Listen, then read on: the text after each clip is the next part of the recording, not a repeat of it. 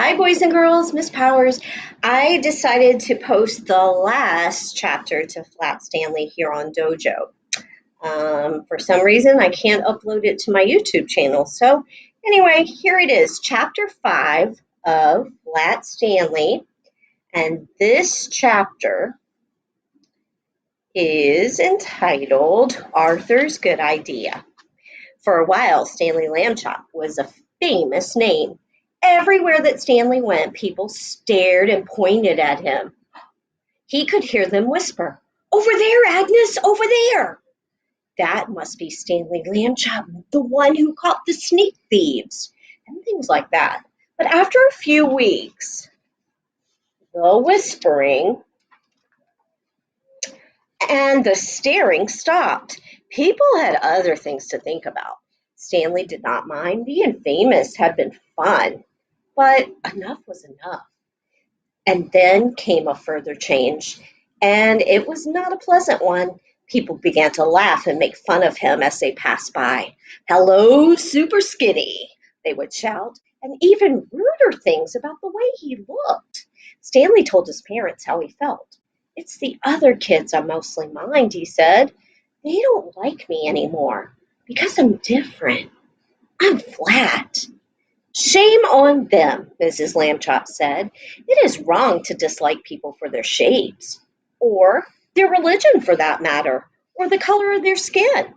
"I know," Stanley said, "only maybe it's impossible for everybody to like everybody." "Perhaps," said Miss Lambchop, "but they can try." Later that night, Arthur Lambchop was woken by the sound of crying. In the darkness, he crept across the room and held by Stanley's bed. "Are you okay?" he said. "Go away," Stanley said. "Don't be mad at me," Arthur said. "You're still mad because I let you get all tangled up that day you were my kite, I guess." "Skip it, will you?" Stanley said. "I'm not mad. Go away."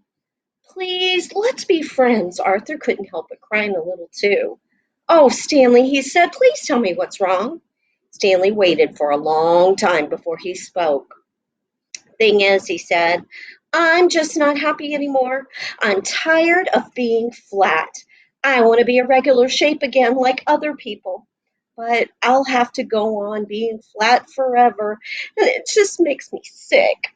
"Oh, Stanley," Arthur said. He dried his tears on the corner of Stanley's sheet and could think of nothing more to say. "Don't talk about what I just said," Stanley told him. "I don't want the folks to worry. That would only make it worse." "You're brave," Arthur said. "You really are." He took hold of Stanley's hand. The two brothers sat together in the darkness, being friends. They were both still sad, but each one felt a little better than he had before. And then suddenly, though he was not even trying to think, Arthur had an idea.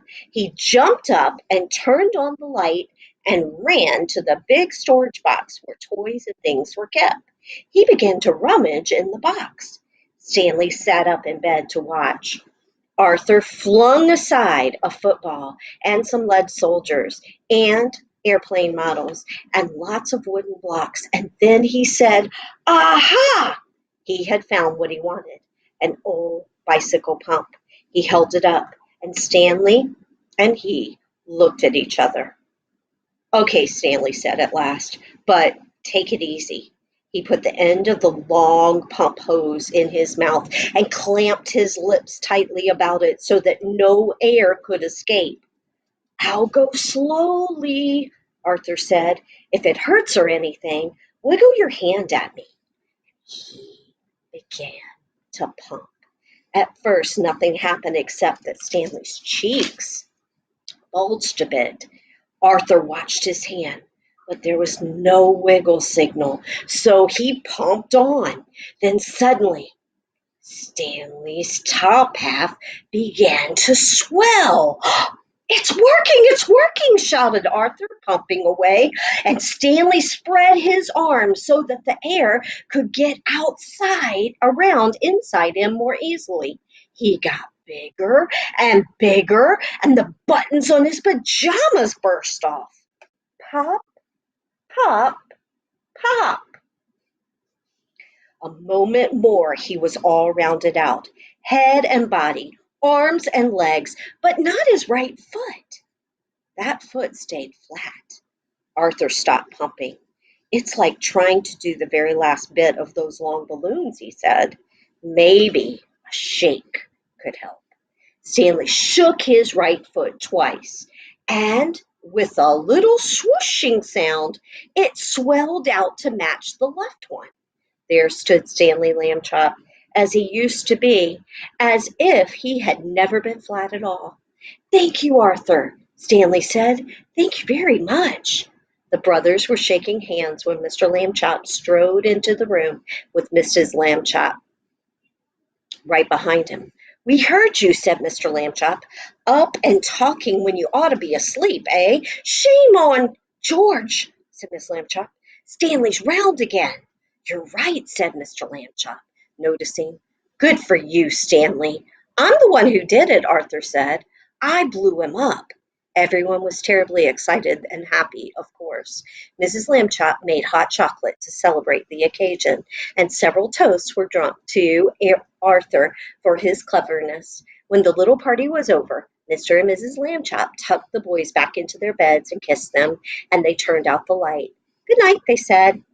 "Good night," said Stanley and Arthur. It had been a long and tiring day. Very soon, all the Lambchops were asleep. The end. So Jeff Brown, who wrote this story and he created the character of Flat Stanley, he has also written some other books about Flat Stanley, including Stanley and the Magic Lamp, Invisible Stanley, Stanley's Christmas Adventure, Stanley in Space, and Stanley Flat Again.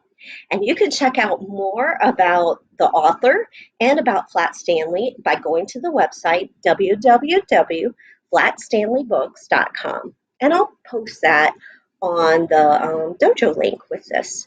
Hope you guys have a great day.